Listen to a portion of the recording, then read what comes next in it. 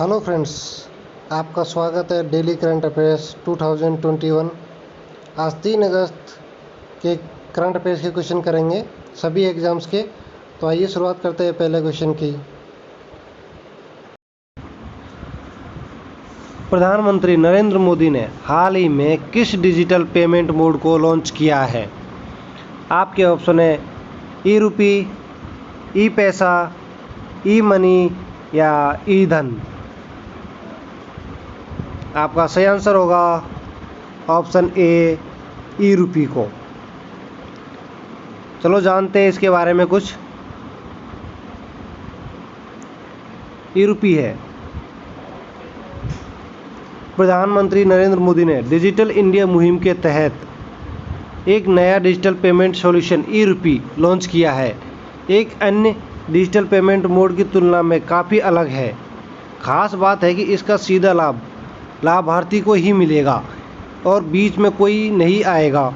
साधारण शब्दों में कहे तो ई रुपी एक गिफ्ट वाउचर की तरह काम करेगा। इसका मुख्य लक्ष्य डायरेक्ट टू बेनिफिट के लिए किया जाएगा।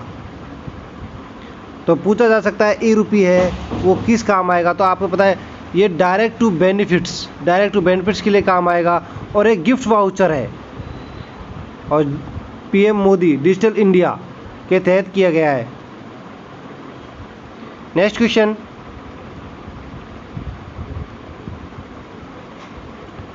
भारतीय नौसेना का नया उप प्रमुख निम्न में से किसे नियुक्त किया गया है?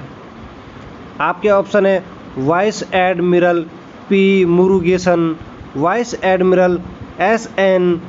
Ghormade, vice admiral Robin Dhowan या इनमें से कोई नहीं। आपका सही आंसर होगा option B, vice admiral S N. Ghormade. तो आप ऐसे भी ध्यान रख सकते हैं नौसेना का उप प्रमुख किसे, घोरमडे जी को। चलो इसके बारे में कुछ वाक्य जानते हैं। Vice admiral S N. घोरमडे ने 31 अगस्त 2021 को vice admiral G Ashok Kumar के स्थान पर नौसेना स्टाफ के नए उप प्रमुख के रूप में पदभार ग्रहण किया है। अब पूछ किसके, अशोक कुमार के उस पे पद पे इन्होंने अपना स्थान ग्रहण किया है। इससे पहले घोरमडे एकीकृत रक्षा स्टाफ मुख्यालय में एकीकृत रक्षा स्टाफ संचालन और प्रशिक्षण के उप प्रमुख थे। घोरमडे ने पूर्वी नौसेना कमान के चीफ ऑफ स्टाफ के रूप में भी काम किया है। घोरमडे को 1 जनवरी 1984 को नौसेना में शामिल किया गया था। तो मेन चीज़ ये ध्यान है कि इन्होंने किसका स्थान लिया है, अशोक कुमार का, एडमिरल अशोक कुमार का स्थान लिया है। नेक्स्ट क्वेश्चन, यूएई सरकार ने दुबई में रहने वाले सभी डॉक्टरों को निम्न में से किस वीज़ा को देने की घोषणा की है? आपके ऑप्शन है golden visa, H1B visa, H4 visa या इनमें से कोई नहीं। आपका सही आंसर होगा golden visa. Option A is the right answer. अब चलो जान लेते हैं गोल्डन वीज़ा के बारे में और यूएई दुबई सरकार के बारे में। तो आपको बता दें संयुक्त अरब अमीरात में रहने वाले डॉक्टर्स को अब गोल्डन वीज़ा दिया जाएगा। फेडरल अथॉरिटी ऑफ आइडेंटिटी एवं सिटीजनशिप ICA ने यूएई में रहने वाले डॉक्टरों को गोल्डन वीज़ा जारी करने की सुविधा के लिए गोल्डन रेजिडेंसी सर्विसेज शुरू की है। यूएई के उपराष्ट्रपति और प्रधानमंत्री और दुबई के शासक हिज हाईनेस शेख मोहम्मद बिन राशिद अल मखतूम के निर्देश के बाद डॉक्टर्स के लिए इस सुविधा की शुरुआत की गई है। सेवाओं के तहत डॉक्टर्स और उनके परिवार को 10 साल का रेजिडेंसी वीज़ा मिलेगा। अब इसमें ये ध्यान रखें जो शेख है दुबई के शासक हिज हाईनेस शेख मोहम्मद बिन राशिद अल मखतूम है।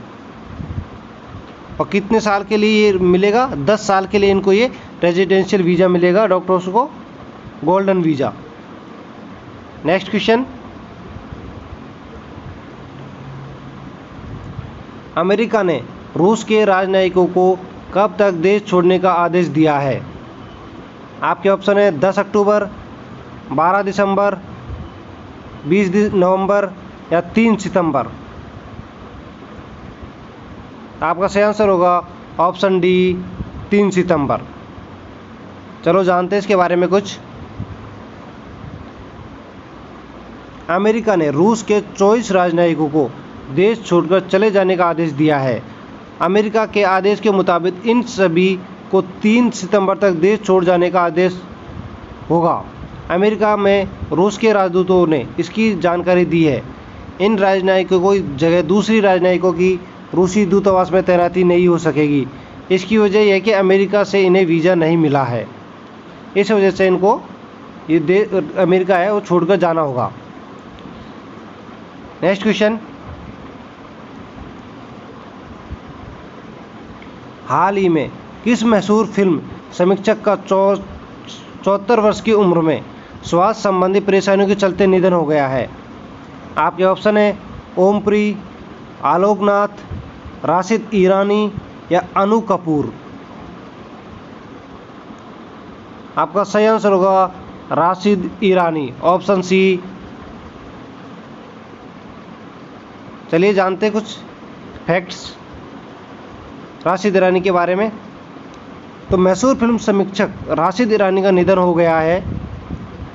74 साल की राशिद ईरानी स्वास्थ्य संबंधी परेशानी से गुजर रहे थे। राशिद ईरानी के निधन से फिल्म जगत में शोक की लहर है। करण जौहर ने राशिद ईरानी के निधन पर शोक प्रकट किया है। नेक्स्ट क्वेश्चन,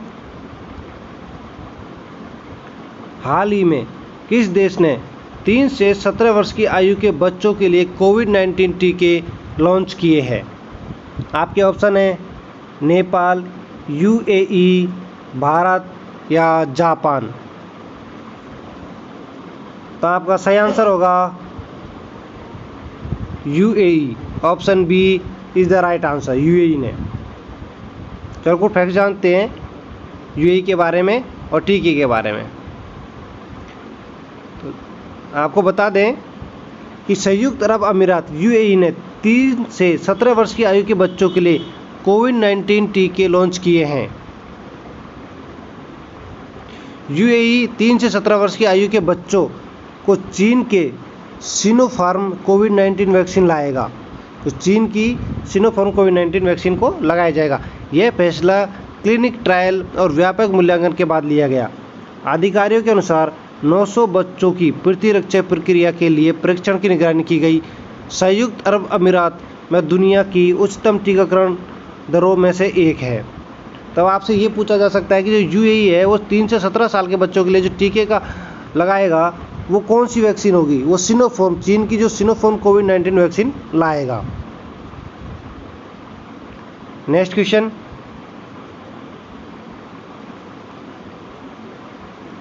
महालेखा नियंत्रक का पदभार निम्न में से किसने संभाल लिया है? आपके ऑप्शन है दीपक दास, मोहन दास, राहुल सचदेवा या अनिल कुमार।